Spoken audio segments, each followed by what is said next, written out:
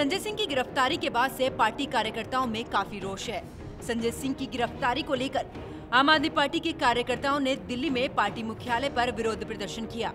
इस दौरान पुलिस के साथ झड़प भी देखी गई। इधर चंडीगढ़ में भी पार्टी कार्यकर्ताओं का विरोध देखने को मिला। प्रदर्शनकारियों को हटाने के लिए पुलिस को वाटर कैनन का इस्तेमाल करना पड़ा। वहीं मुंबई में भी प्रदर्शन कर रहे आम आदमी पार्टी के कार्यकर्ता और समर्थकों को पुलिस ने हिरासत में लिया। इधर पार्टी नेताओं ने संजय सिंह की गिरफ्तारी पर ईडी को चुनौती दी है। भारतीय जनता पार्टी को उनके प्रवक्ता, जिनके पास कोर्ट से पहले सूचना पहुंचती है, और उनकी एजेंसियां ईडी और सीबीआई को ये चैलेंज करती हूं कि वो देश के सामने कोई भी प्रमाण रखें, कोई भी कागज रखें, 1 रुपया बताएं जो संजय सिंह जी के घर से मिला हो, जिसके आधार पर उन्होंने गिरफ्तार किया है। बताएं कितने सोने के बिस्कुट मिले, बताएं कितना कैश मिला, बताएं कितनी जेवरात मिले। उनको संजय सिंह जी के घर से कुछ भी नहीं मिला। दिल्ली सरकार में मंत्री सौरभ भारद्वाज ने कहा कि आज देश में गरीबी, बेरोजगारी और महंगाई बढ़ रही है। अगर विपक्षी नेता लोगों की आवाज उठा रहे हैं तो उन्हें झूठे मुकदमे में जेल में डाला जा रहा है।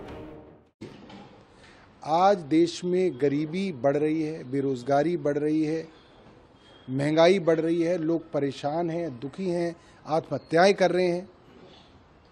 और अगर कोई लोगों की आवाज उठाता है, कौन उठाएगा? विपक्ष उठाएगा, विपक्षी नेता उठाएंगे। अगर अब वो लोगों की आवाज उठा रहे हैं तो अब उनको झूठे मुकदमों में जेल में डाला जा रहा है।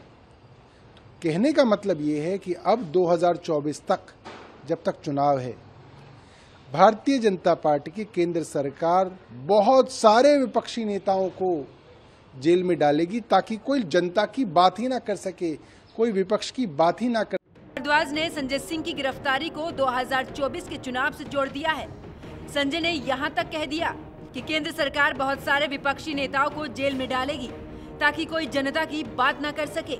आम आदमी पार्टी विपक्ष के इंडिया गठबंधन में शामिल है, इसीलिए गठबंधन के नेताओं में तिलमिलाहट है। विपक्षी नेताओं पर, विपक्षी दल के पदाधिकारियों पर आज से नहीं, जब से ये एनडीए की सरकार बनी है तब से दबाने कुचलने की कोशिश की जाती रही है।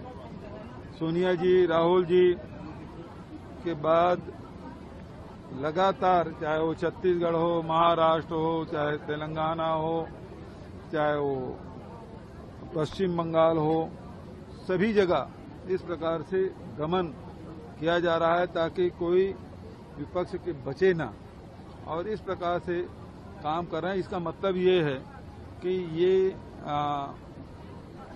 विपक्ष को, प्रजातंत्र में विपक्ष होना बहुत जरूरी है, और ऐसे में सारे विपक्षियों को खत्म करने, जेल में ठूसने की बात हो रही है। तो इधर कांग्रेस नेता सचिन पायलट ने तो ईडी के एक्शन के आंकड़े ही गिना दिए। एक्शन होना, ये बहुत ज्यादा लोग इसको देख रहे हैं।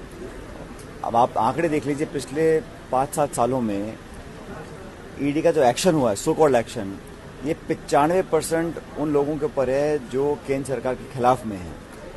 95% वो लोग हैं जो भाजपा के विरोध में हैं।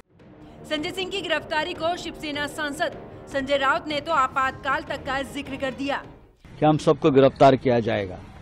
आपातकाल से भी भयंकर स्थिति पैदा हो गई इस देश में। मैं संजय सिंह के घर में जाकर आया, उनके माताजी से, भाभी जी से मिला, और मैंने कहा कि हम सब आपके साथ हैं लड़ाई में, और ये संकट में हम आपके साथ हैं। वहीं समाजवादी पार्टी के प्रमुख अखिलेश यादव ने ईडी, सीबीआई और आईटी को बीजेपी का संगठन बता दिया कि सरकार को ये लगता है कि जो खिलाफ है उसको गिरफ्तार कर लो, राजनेता है उनको गिरफ्तार कर लो, पत्रकार हैं उनको गिरफ्तार कर लो। एक ही दिन सोचिए, पत्रकारों की भी गिरफ्तारी हुई और फिर संजय सिंह, आप पार्टी के नेता, उनकी भी गिरफ्तारी हो गई ईडी की तरफ से। बीजेपी ये समझ ले, इनके खिलाफ 100 करोड़ लोग हैं।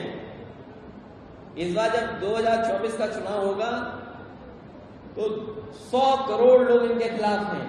क्या ये 100 करोड़ लोगों को गिरफ्तार कर लेंगे? यानी विपक्ष के नेताओं का संजय सिंह को खुलकर समर्थन मिल रहा है और इन विपक्ष के गठबंधन के नेताओं का आरोप है कि संजय सिंह को मोदी सरकार के खिलाफ खुलकर बोलने की सजा मिली है। Special report AMB network.